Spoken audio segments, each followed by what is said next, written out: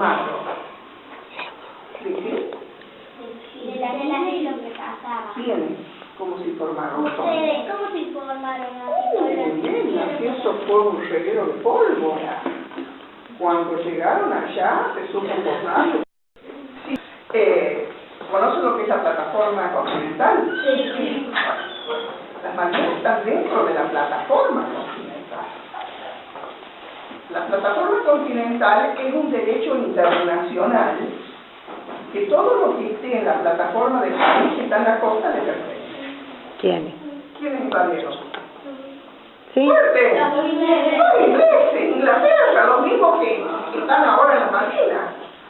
Pero si en 1805, 1806, 1807, los criollos, que no estaban todavía independizados, se dieron cuenta que no los querían y los corrieron, y los rechazaron, y los hicieron volver, de seguir luchando y buscando la forma de recuperarlo porque es nuestro territorio.